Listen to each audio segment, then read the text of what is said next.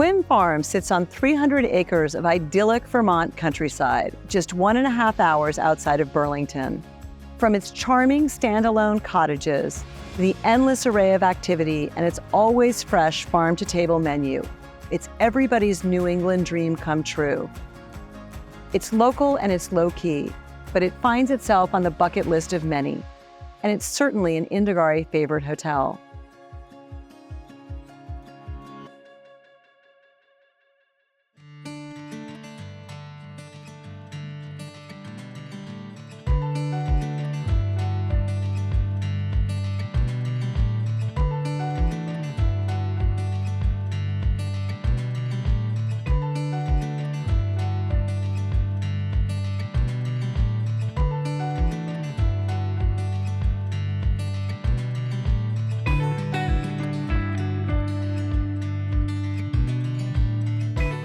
Welcome to our big cellar. Not everybody gets to see this, so come on in.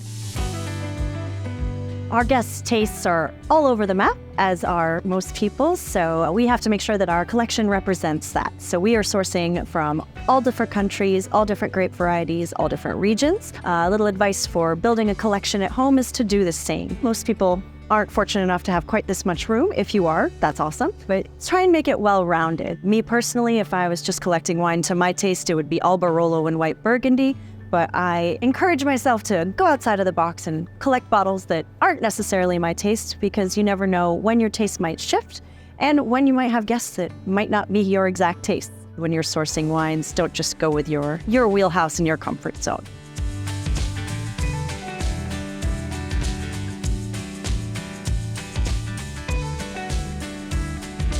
There are 15,000 bottles in our large cellar. How we approach the collection is very interesting. So it's a combination of what are our guests going to be drinking, what are we excited about. As an example, I'm very excited about South African wines. I was privileged enough to go there recently. They're really not on a lot of people's radar and absolutely beautiful, so I'm expanding that section pretty quickly. But then the bulk of our collection is in France, Italy, and then domestic wines as well. We have a very strong collection of California Cabernet that we've had from release, which is fantastic. So really incredible provenance on those bottles, as well as some really lovely Burgundies. It is organized by country and then by region. So starting off right here, this is my favorite area, France. I'm a big fan of French wine, both red and white, but specifically the white.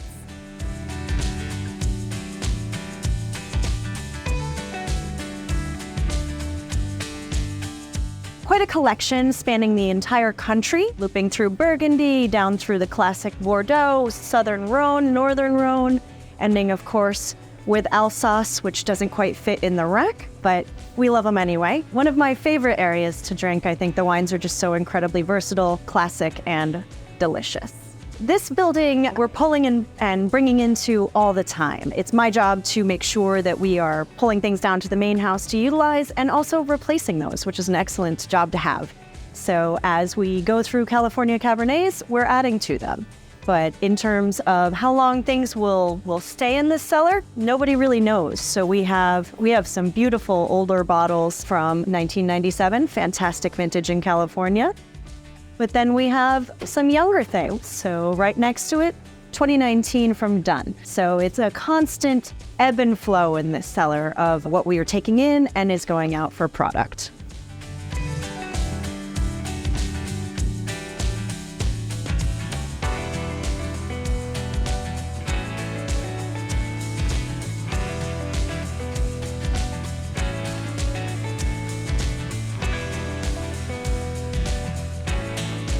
One of my favorite parts of the cellar is what I call our wall of Krug. We are fortunate to have an incredible selection of bottlings from Krug. We have a vertical of their Grand Cuvée, as well as a vertical of their Rosé, of their editions, as well as some of their incredibly hard-to-get bottlings like Clos de Menil and Clos d'Ambonnet. One of my favorites right here is this Clos de Menil de Magno.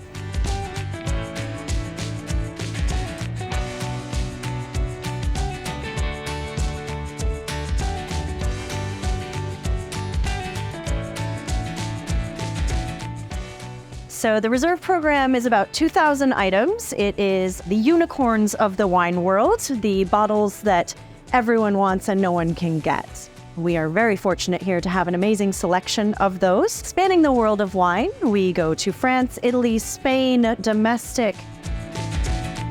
And now we'll head back down to the main house. I'll show you the cellar there. We'll meet Chef Nathan and go over the science of pairing food and wine and how we approach that at Twin Farms.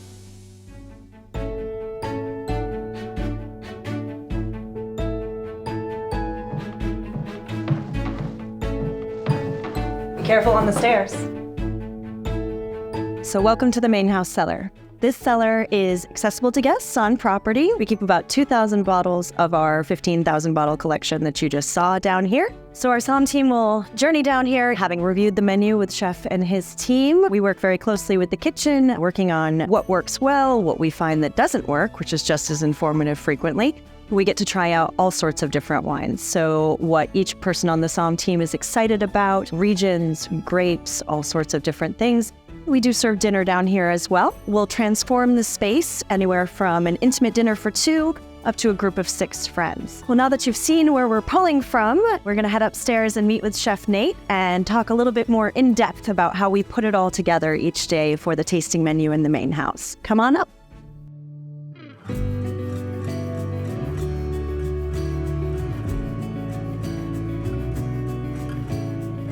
Hi, Chef. Hey, Morgan. Excited to talk about all these wines with you tonight. I am excited to talk about the pairings for this evening, too. So one of the most difficult parts of working with me on Morgan's job is that we change the menu every single night. Unfortunately, Morgan, I put her to the test frequently. Fun. And then at the last minute, we'll make menu changes. It's also based on, what we have available or what's coming in or what the local purveyors are bringing us. It's my favorite part of my job. I love the fact that everything is always changing. It's curveballs and stability is how I always describe it.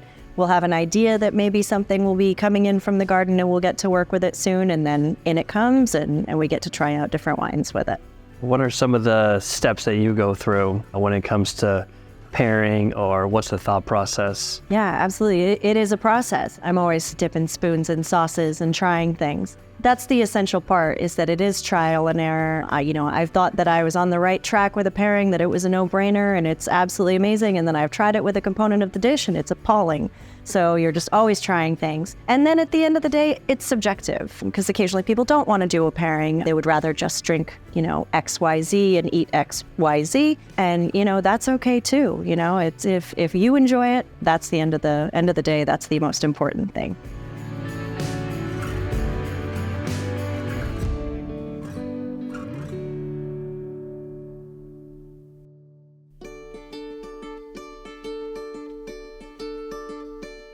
For our first course this evening, we have some house-made gnocchi. We have roasted mushrooms. It's finished with a little bit of a mushroom broth, and then some crispy prosciutto and microgreens out of the garden. So I've selected 2 wines to pair with this, a white and a red, because this dish can handle both. So we'll start with the white. I went with a Premier Cru Chablis from an iconic producer, Vincent Dovissat. So this will sort of be the contrasting theory of pairing food and wine. So this will have a lot of really great acidity, very bright to cut through the richness of the mushrooms, as well as the crispy prosciutto, and then really complement the gnocchi. And then for the red, I went to the Val d'Aosta. So this is an area in Lombardy, way up in the Swiss border of Italy.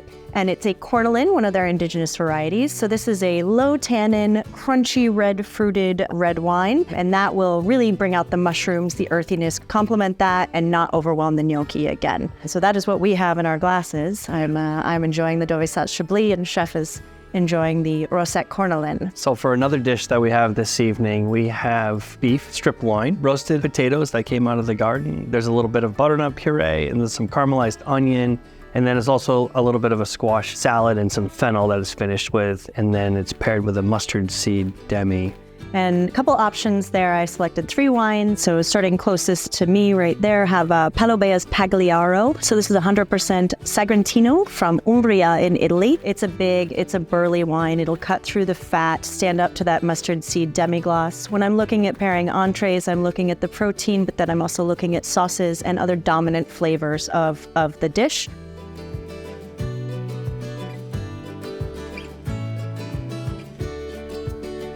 The Pagliaro would be great with a richer cut like this. And then next to it, classic California Cabernet. So that's a 1997 Pride Reserve out of Napa. That's a no-brainer. California Cabernet and steak are good friends, and it just goes. And then lastly, I feel like people frequently don't understand that you can pour a white wine with beef. It is doable. You just have to select the right one.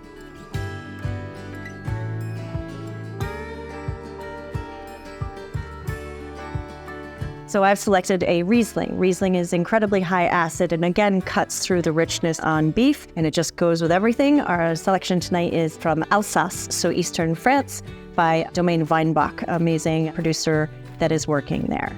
One of the other things that I kind of wanted to talk about, which I don't think people get to do that often at home, is pair wine with dessert. For this dessert this evening, we have a chocolate ganache. There's a little bit of maple because we're in Vermont, obviously. We have some candied almonds and a little bit of blood orange, and then a crispy tuile. So with that, I headed back to Italy again. So this is a Bourbette. So this is a lightly sparkling Italian dessert wine. Again, not on that sweeter side like a Sauterne. It's a little bit lighter. It's faintly effervescent, and it is a red grape, so it is a red wine. And I think it pairs incredibly well with chocolate, but won't overwhelm those more delicate maple and blood orange flavors.